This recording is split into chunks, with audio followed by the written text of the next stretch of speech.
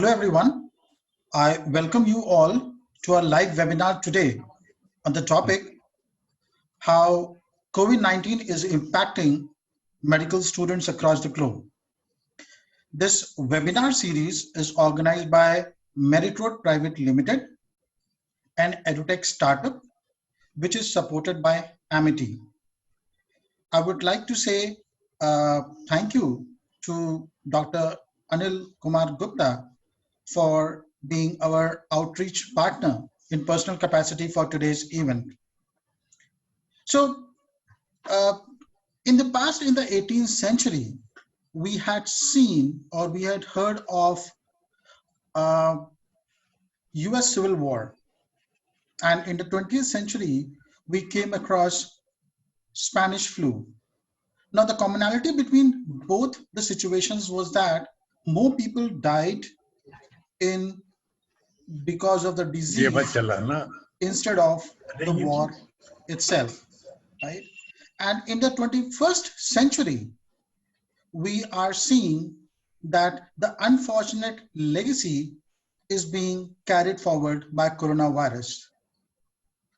It is known to all the people right now in the webinar that this disease, coronavirus, and this COVID-19 situation has taken the entire world by surprise, right?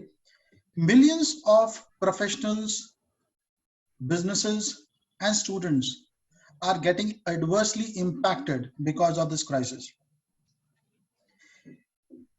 To discuss and today we will talk about specifically talk about how COVID-19, the current global pandemic, is impacting the medical students across the globe. To discuss this topic even further, I would now like to welcome and introduce Dr. Dhanraj Singh, who is a renowned anatomist who did his MBBS and MS from prestigious King George Medical University in Lucknow. Uh, he served in various capacities in his alma mater, and then as head of department in the Department of Anatomy. And then he worked in Nepalganj Medical College as a head of department in the Department of Anatomy. In the past, he has written many books, and even today, he is working on few books. He has been conferred by many titles and awards in the past. In 2003, he was awarded the prestigious Fellowship Award by Indian Academy of Neurosciences. With a short introduction of Dr. Singh, I would now like to welcome Dr. Singh again to the audience, and I would request him to briefly introduce himself to the audience.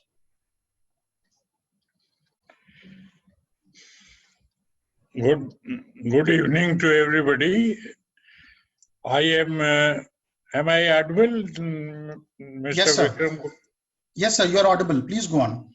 So, just I want to convey my association with the subject of anatomy. As Mr. Gupta has already told you, I did my post-graduation in my alma mater, King George's Medical University, which was earlier as King George's Medical College. Now it has been upgraded. And there I served from 1965 till 2000. During this period, I was deputed by the Government of India to serve as head of Department of Anatomy at the BP Kerala Institute of Health Sciences at Dharan, Nepal. That institute was formed by the Government of India in association with the Nepal government, and there was an agreement that in the initial phase there was exchange of faculty members, especially from various colleges in India, to go there and serve for a period of 2 or 3 years. but I served there only for 1.5 years because my retirement was in year 2000. During my career, I have taught both the undergraduate and postgraduate students, and there I have been associated with many research projects. I did my PhD from Aligarh Muslim University in 1982, and there I have worked on the effects of stress on the brain.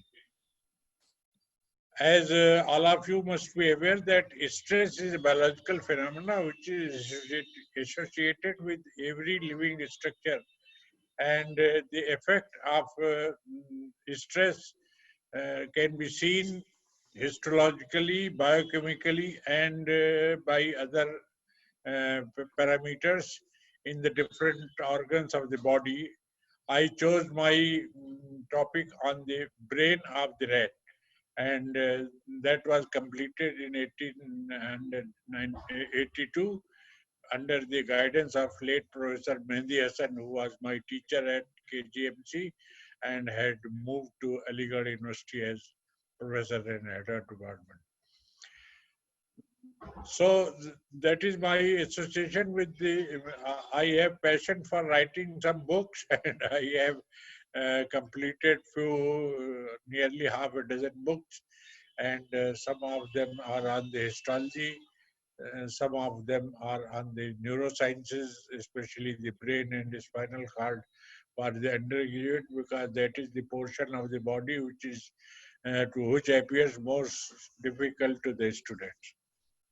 So that is in brief my association with this subject, and I will be glad to hear something else from Mr. Vikram Gupta for other participants.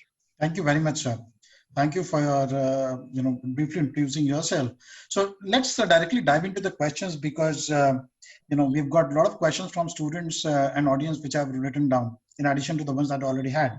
So the first question is, like during this current pandemic, a lot of countries have forbid students from participating in any kind of medical procedures, whereas there are many other countries which are even recruiting medical students to act as frontline warriors.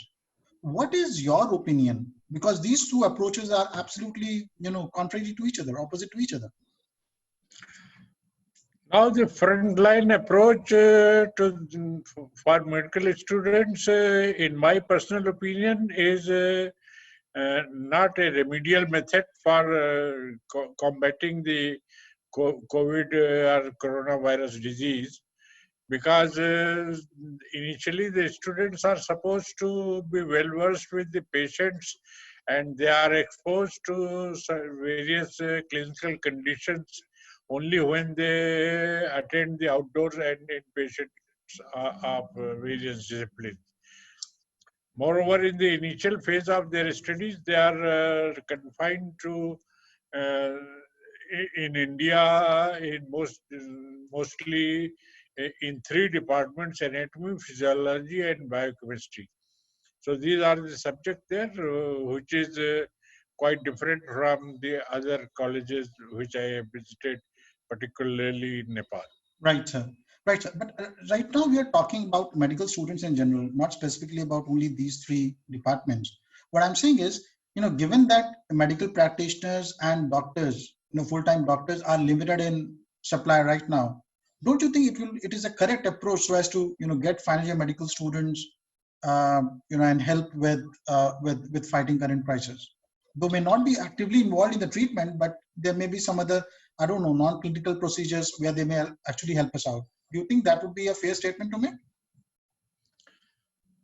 No, medical students are not directly associated with such type of work. They are just the beginners, and they have initially to learn the subject before they can be deployed to serve the patients in general, and especially the poor people in particular. So students are not the proper way.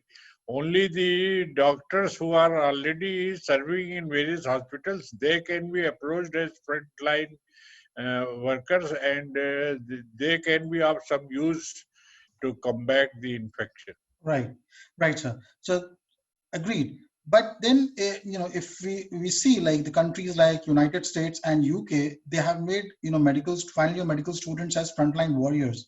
And in fact, the incentive that they're giving is that if somebody is acting as a frontline warrior, they are probably allowing that person to graduate early.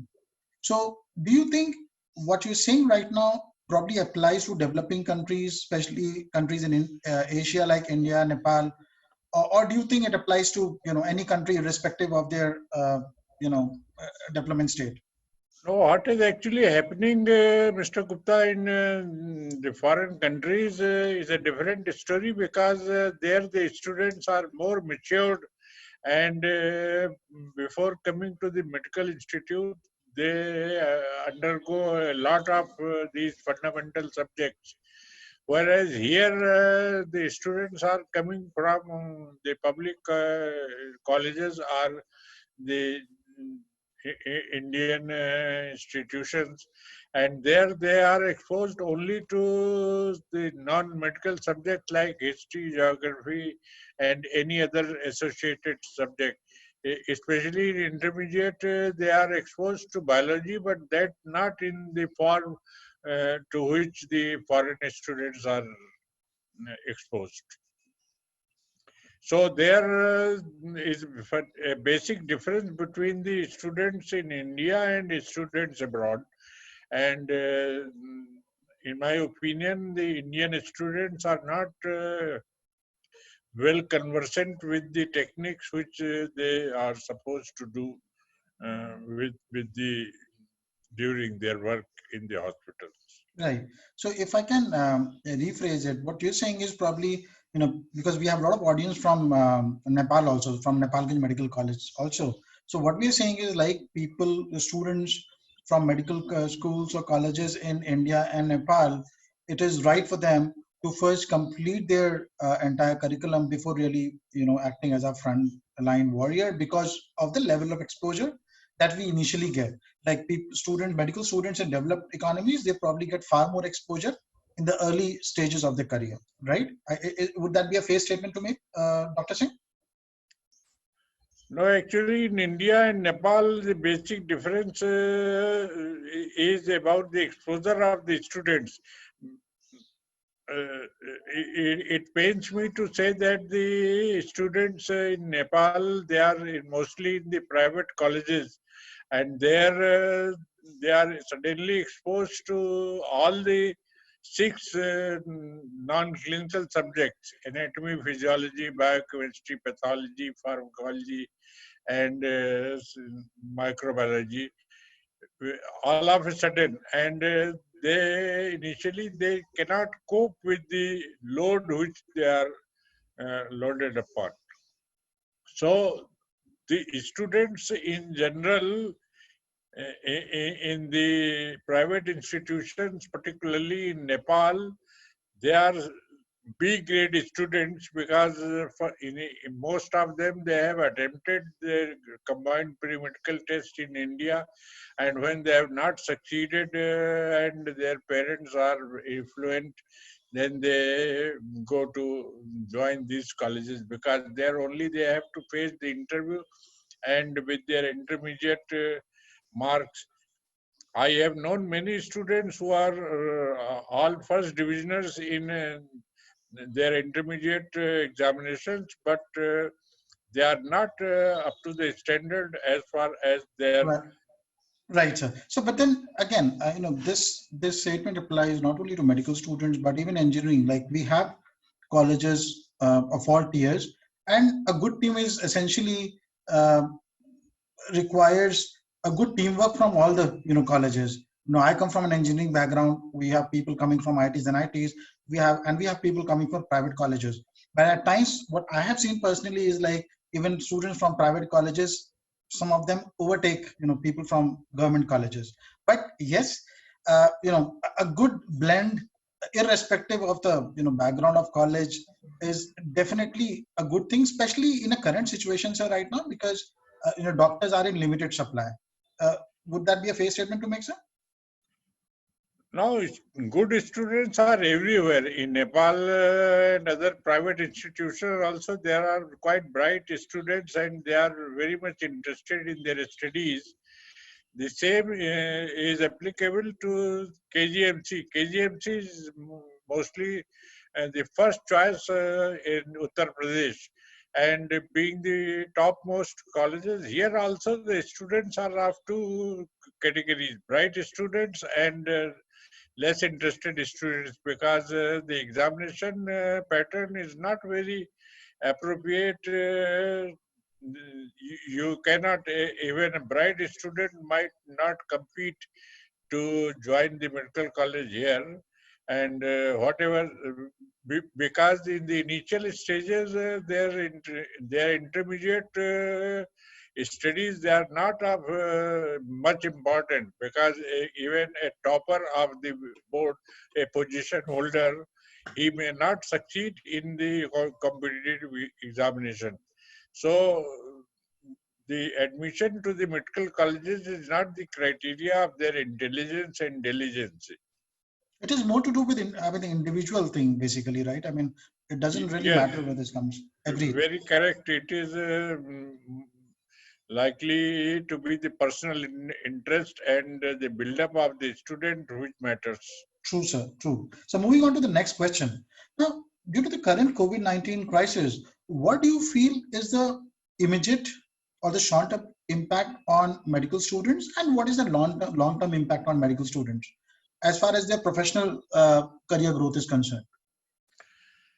Now, for presently, there is an online teaching going on to compromise because the students, most of the colleges, they are shut, and the students are not allowed to assemble there because of the social distancing. So, even KG Medical College is launching the online teaching program. This online teaching program, to my personal opinion, is not the correct replacement of what the student learned from a teacher. It is only a compromise between the situation at present and the administrative problems by the university or any other college in that So, matter. right. So online education is one thing, and I think online, be it online education in medical domain or engineering, or let's say online meeting. So I think this is the last resort we all have in the current crisis. Because if we do not resort to online education, probably people will be sitting at home and doing nothing, which will be adversely impacting their career. Right. So I think in a way, so as to continue with the momentum of learning, uh, so that they are constantly in touch with their teachers or colleges. It is good that people are in constant touch with through online education. Maybe, as you rightly said, they may it may not be 100% replacement of a teacher, because you can't really replace a teacher, right? It's gonna be, but then it is definitely a good option right now, because there's no Yes, other option that probably. is what I said, that it is a compromise for the situation, Hmm. because the students, they cannot, something is better than nothing. As you have rightly said, the students are exposed to online teaching, and some good students who are interested in their learning, they naturally get be benefited by the online teaching. But majority of the students who require the personal attention of the teacher, that thing is not possible with the online teaching. Yeah, perhaps the technology is still a limitation. Like, we'll have to see a stage of technology where probably an online education will, I won't say surpass, but at least be able to closely match a human way of teaching. I don't know whether AI or virtual reality or augmented reality will sometime in the future be able to do what we are talking about right now. Right. So moving on to the next point, sir. So we spoke about online education. That's one option. But my question is slightly different. What I'm saying is, given the current COVID crisis, what is the short-term impact on the students? So whether, because probably there's a halt in their curriculum for some time, they're resorting to online classes or online evaluation. Uh, are they going to face some career challenges in the coming time? And if yes, what do you propose to them so as to overcome these, negative impacts at all in their career in the short term or long term? Because they cannot properly learn only by the online teaching, I propose that with all due precautions, they should be allowed to visit the outpatient departments in small groups. And there the students should take all necessary precautions for their own safety, because safety is the first thing which they have to maintain. And then they can learn, because already the senior physicians or surgeons, they are just serving the outpatient departments, although the attendance is not that huge as it used to be in earlier days. But some patients, they are bound to be there, and the students, if they are just looking for their patients only when they are allowed to see, in general, they learn many more things what they can be shown on the online teaching only. So I personally feel that with proper care, they should be allowed to attend the outpatient departments, and also to shortly visit their inpatients, because many things they learn only by the admitted patients, and some short cases they can see only in the outpatients. Right, right. And so just curious, like these decisions are under the control of the college administration, or does it come down through the government, or it comes through a Ministry of Health? I don't know. How, who is the major decision stakeholder here? No, major decision is naturally by the college authorities, but they have to follow the guidelines given by the administration, which is the government. Of course, say the health minister issues some orders, every college has to follow those orders.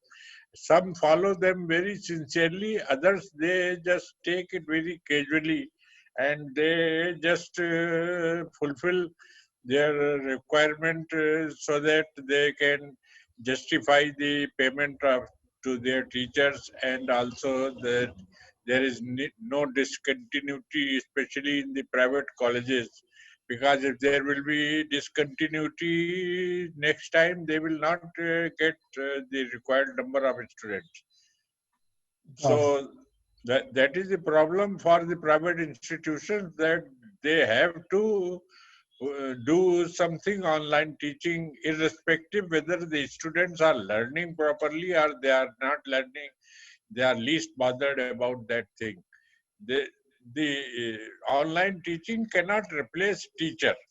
A True. teacher is an essential thing. Otherwise, there would be no need of medical institutions and departments even after the crisis is over. Right. And even for online education, sir, you still need a teacher to take the classes. I mean, robots are not taking classes. So, No, anyways, online teaching and the practical classes are got it. lectures, and the practicals which the teacher guides during the college working hours is quite different, because online teaching, most of the practicals, especially in anatomy, the dissection cannot be shown to the student. A student has to dissect the body himself or herself, and that is how he or she learns the subject. Shown by there are many good atlases which the student can undergo only after he has seen the dissection himself, and later on he can revise his knowledge by looking the beautiful atlases and online literature which is available, but not in the beginning, because in the beginning he requires a teacher. Got it. And for Got it. that, he has to attend the colleges. Right. So you actually basically touched my next question, which I was going to talk about the online evaluation, right? So we talked about online education, which may not be 100% substitute for teachers, but yes, it is the option right now. Now let's Right. talk about online evaluation, because see, in evaluation, especially in practicals, medical students have to go through a procedure. Now, if we do not have a physical evaluation or practical evaluation, uh, what options do we have? There's one option that we hold the students the curriculum for next 1 year, which may not be a very good or viable option. The other option is, based on certain factors, we allow the students to complete the curriculum even if they have not completed the practical. So these are the two approaches we have. What, in your suggestion, will be the right approach? Now, for this, students, they have to do online teaching. The essential practicals, they have to be shown, and the rest of the basics, if they learn, they can imagine many things. Because even in a normal teaching, all of the things they cannot be shown, especially the during, for say example, the development of the individual, development of various organs in the body, which is under the heading of embryology. A student is not able to just see.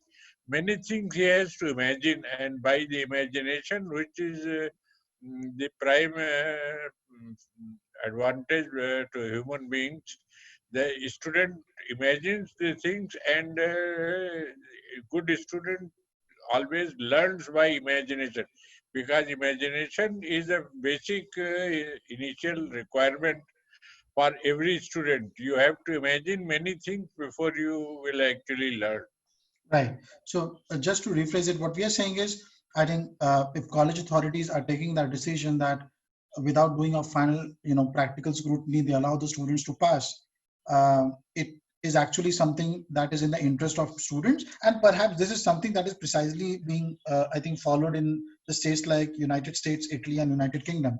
They are That doing it. that that is actually advantageous for the mediocre students, but not for the bright student. Bright students have to face the examiner, and the subjectivity of their answers takes the teacher to further evaluate the student. That thing is not practically possible in online evaluation. Online evaluation is just to make whether the particular student is satisfactory or not satisfactory. So these in actual viva voce examination, we evaluate the student just by one or two questions, and then within the given time, we just go to find out the actual knowledge of the student. Right, right. Okay. Now, the next question is about students, especially again coming to final year students who were seeking higher studies abroad. Now, given this opportunity has come to a halt, basically because of the current pandemic, what do you think would be a good substitute, a good option for them, in your opinion, sir? A good option for them is nothing better than the online teaching, because they can be shown various fundamental operations, etc., what they will face in the public as soon as they come in contact with the general population, and the first aid treatment, their knowledge by the online teaching will be quite useful when they are exposed to the general population. Right. So what we're saying is they should utilize this time and add as much online education as possible, because this is perhaps the best time they can have. And then once, because this pandemic is not going to stay with us forever, right? It's going to go by sometime. Yeah. So then they will start leveraging this information in practical use, and they'll be like, all of us will be back to square one. All right. So now let's talk about, sir, let's talk about medical entrepreneurship, right? Um, what would you suggest to students who are in final year who perhaps want to go for a entrepreneurship in medical domain? And the reason I ask this question is we would have seen that in last few months, like in cities of Pune in India and in Bangalore, there were few startups which came up with some kind of testing kits which were developed in very short span of time, and they were very, very cost effective. So would you suggest that it may be a right time, it might be a right time for medical students to probably explore this option of medical entrepreneurship? Yes, that you are quite right. That is the only remedial method with the present situation. And if that is the case, then how should a medical student go about it? Like, are there any funding institutions specifically for for medical science? Is there any go-to company or fund? I don't know, because this is something that's completely new to me. Is it? Yeah, please go on.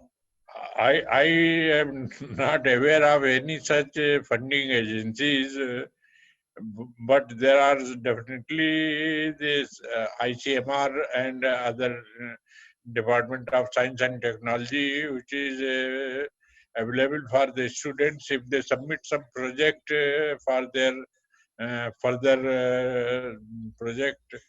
The project will be adjudged by the experts there, and they can be provided necessary funds in installment, of course, and their report is to be submitted, and that report will be evaluated.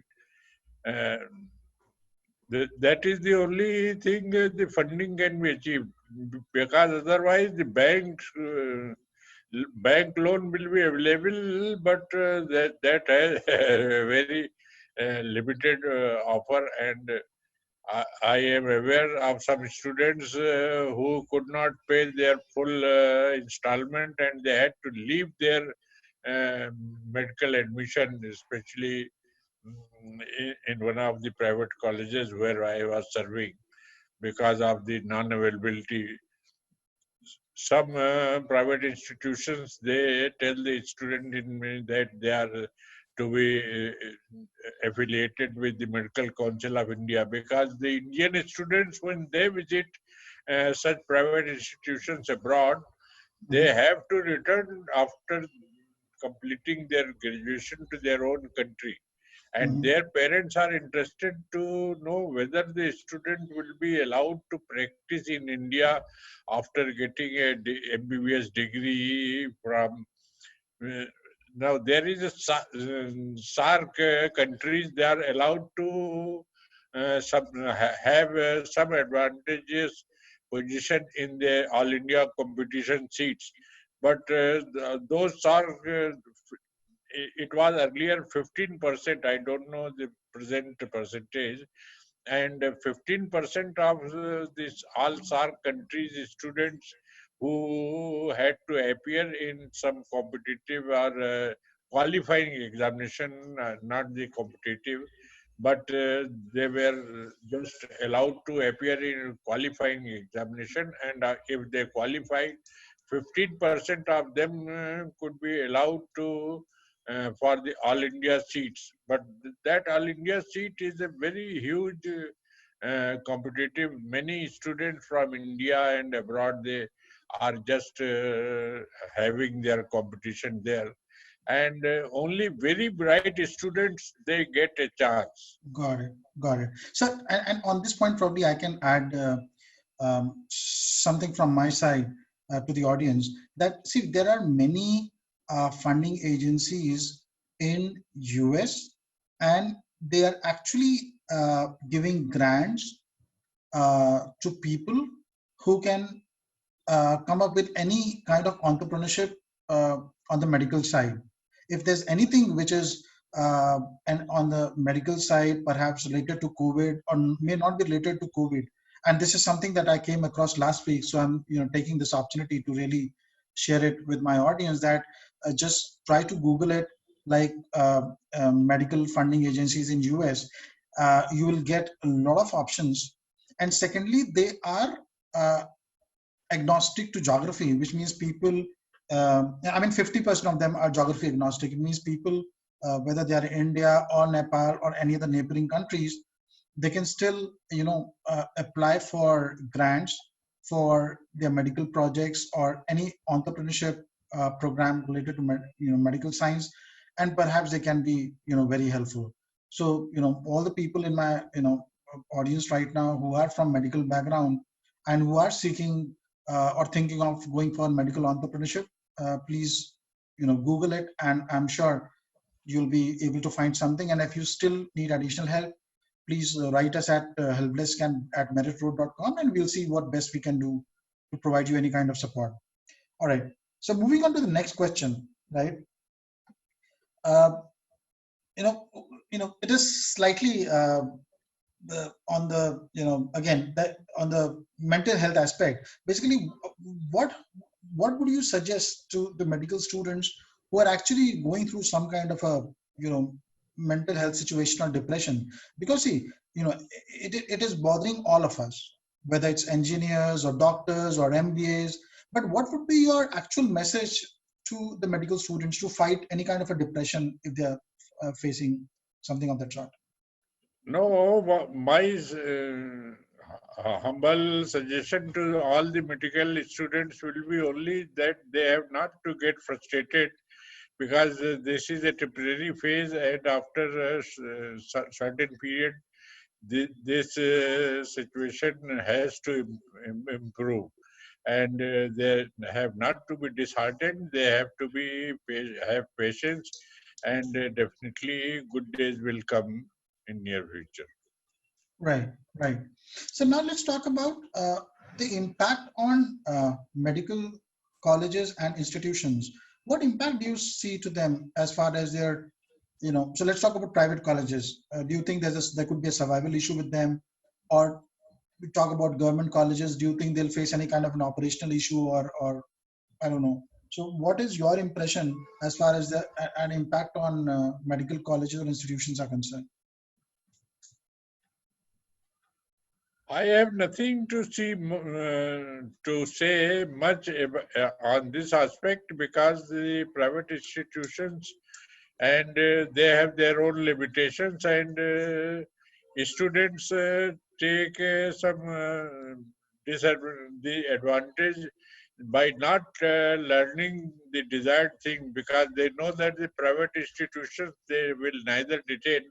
I have seen many private institutions where the attendance criteria which is fulfilled by their universities to be 75% or 80%. Even the students who are having 15% or 20% of the attendance, they are also allowed by the management, because majority of students after a certain limit, they cannot be detained from appearing in the examination. So all such things, they are the students, they are actually exploiting this situation. In government medical colleges, especially in India, there is no limitation on the number of students who can be detained. But in any other private institution, even in India, the private institution management has the limitation, and students are quite aware that a limited number of students can be only detained, not the majority. So they join that group of students who are not interested in taking up their studies very cautiously. Hmm, hmm. Right, right. So moving on to the next question, what effect do you see between the relationship of a doctor and a patient in the coming years because of this crisis? No, actually, the doctor and patient's relationship will depend upon what the attitude so the new doctor is for giving to the patient, because most of the diseases, they are just cured. Not actually, the word cured should be there, but the patient is psychologically benefited only by the attitude of the doctor himself. So a doctor has to be a good human being rather than a good store of knowledge. So a doctor has to be a good human being before he can be successful in his career. Right. But so that stands true for our normal situation, right? Given that we all have entered kind of a new normal because of this, pandemic, you know, uh, we probably, a general person would feel slightly different in terms, when he's approaching a doctor, probably because of some kind of myth, in the society right now. Do you think that myth will take quite long before it is completely broken? Now the public might be scared to face such doctors in the near future because they will be just thinking that this doctor has not been probably properly trained, and so that will be a disadvantage to the new doctor, that being graduated during this crisis period, he may not get the desired sympathy from the patients. Okay, okay, all right. And uh, besides all the questions we covered, if God forbid, when you were graduating from KGMU, and probably the world would have struck with some unfortunate pandemic like that, what would have been your approach, sir, in a similar situation like today? Now it is very difficult to imagine such a situation. I was fortunate that my whole career till this event occurred passed quite peacefully. Wherever I served, even in Nepal, I had a very nice life there, and wherever other private institutions I have been able to serve, the- there also I got a lot of affection from my colleagues and students, and this situation never came. Here this situation is so sudden that I could never imagine that such a situation will be coming in my life, and practically I am just cut off from all my society and friends during the last 3 or 4 months. So situation has to be there. Only the essential requirements one has to do there. Certain things one has is compelled to come out from his home or go to the market for purchase of some necessary items. But otherwise, situations they are quite in your own hand. If you take all the precautions which are advised, mm, say for example, washing your hands properly and keeping a distance from other people, using the proper mask. Uh, I think situation is not that hazardous as appears on the. Right, One right. has to be careful, no doubt, but not one should be very much afraid of this situation. Right. So I mean, I think human beings, historically, we have proven ourselves to be, the survivors, right?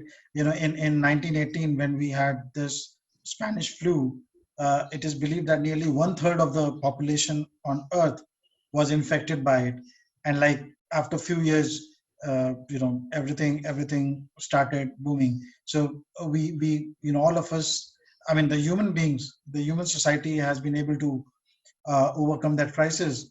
And I think coronavirus, at least today, although the numbers are increasing every day and the situation is alarming, but given that we have so much of technical advances and learnings from the past pandemics, I think that we all, most of the democracies will be able to hit, peak time much ahead, because we see like all the developed economies like US, UK, they've already seen their peak times, and some of them already coming down from the peak. So I'm believing probably something on the similar lines that you know things will not go as bad as we saw in 1918 or 1920 because of Spanish flu, right?